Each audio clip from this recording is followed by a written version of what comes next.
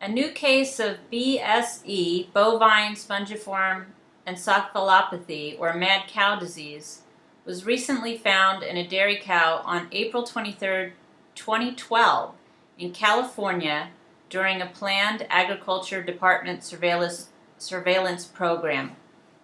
Would you ban the use of ground-up animal parts being fed to cattle? And do you know if our meat is being tested enough? I would absolutely ban that. That's part of the national security threat. We have to have healthy human beings, healthy Americans, or we're not going to survive as a nation. So that can be covered under an executive order if it's thrown in with the national threat. Um, Once again, this is the pork industry, which is also the cattle industry, and which is also the whatever other food industry that jumps in and pays their fair share and tosses money towards Congress. There's probably thousands of cases of mad cow disease that we don't know about. We probably have eaten it, unless you're a vegetarian. I'm not eating it, but eating the cow that contains the disease. We don't know until, of course, we die. And then we don't know anyway. Everyone else around us knows. Um, this is all about the corruption in Congress, the corruption with the lobbyists. It would not have gotten through. It would not have made it. Okay. The ground up animals to feed other animals is totally unconscionable. It's against every every Christian fundamental philosophy, every Buddhist philosophy, every Islamic philosophy, and just about any other religion. They all look at it as evil because it is. They don't just make this stuff up. It's actually true, and it needs to end. Okay. Santa? I agree with what Harry was saying before about all this stuff.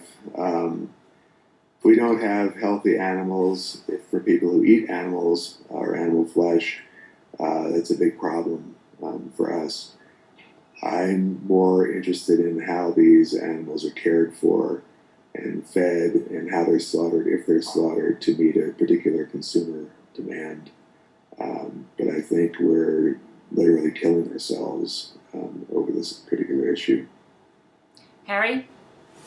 We don't test any of our cattle. In fact, the beef industry refuses to sell it to big outfits like Safeway if they get it tested. So we don't believe in testing here, unlike Japan that tests every cow before anyone eats it. We, for some reason, completely abandoned all of that. And I will just mention, I saw a photograph of a farmer in France grazing his cows up on a pasture in the high fields. It reminded me of seeing the cows in Maui, in absolutely beautiful places. And that's how animals should be treated. They should have lives that they live before we send them off. And even in the Jewish tradition, as we know, they're very careful about how they slaughter those animals, because it has to do with the chemicals and hormones that the animal releases if it's in a state of fear, which you can imagine those poor animals are when they walk into those slaughterhouses, which are like something out of a horrible science fiction movie that unfortunately is real. We shouldn't be conducting ourselves in this way, and if a majority of citizens were making the laws in this country, I don't think we would tolerate any of them. Well, how do we address the fact that our population is exploding and that we have so many hungry mouths to feed? Yeah, well, that's a big problem that we ignore in this country. Our population is exploding. Everywhere you go, there's too many people. It's driving the pollution problems. It's absolutely unsustainable. We've got a couple of billion people on this planet that don't even have water to drink, much less proper food to eat. We are like cancer in the body.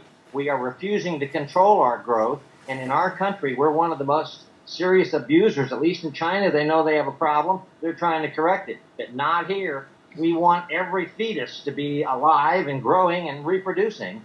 And it's a big part of this immigration issue as well, when you bring people into the country who like large families. And that's just driving this population explosion that's every city I go in has that problem. I want to give 30 seconds to JL to talk about that also. Thank you. About population, Yeah, population explosion is a problem in this country, as elsewhere. Worldwide. yeah, well, it's the American way. This is, it reminds me of, what Harry was saying reminds me of a movie, Logan's Run. You hit 30, 35, and then you get to go floating up in the air and you're shot down with a laser or killed, and, that's your glorious moment. Um, this is America. We do what we do. We repopulate. Okay. We can't tell people not to repopulate. Right. And Santa? Population, it reminds me of the water wars. They're sort of just beginning. They've been going on for a long time, but they've been increasing last 30 years or so. And in the near future, when even on a community level, for instance, I live up at Lake Tahoe on the Nevada side, well, nearby there's some valley developments and other expansions going on that require water. And a lot of the water is being used by major cities like Los Angeles, etc. Same thing's true up in upstate New York. New York City's water comes mostly from upstate. And the larger the population, the greater stress is being placed on the water resources. And how does one transport water to a different area, and how does one control it? And that's becoming a giant problem. The same thing for healthcare and other things we've noticed with the exponential population growth we've been experiencing lately. Well, we are really handing off a lot of challenges to the next generation, are we not? Are you seeing it as a master gardener? How do you feed all these people? I don't know. It's scary. Well, and I just read in the New York Times that the typical small farmer in much of the country was paying $30 an acre foot for agricultural water to grow their crops.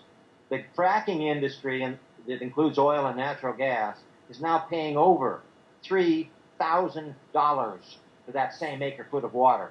And they're driving the farmers out of business. No. And when they get, each well takes 5 million gallons of water that they utterly contaminate along with the air and the land. And those wells only work for about 2 years. Then they're out of production, and the drilling companies move on to the next poor sap. You've It doesn't got to be understand kidding. what's happening. Oh my God.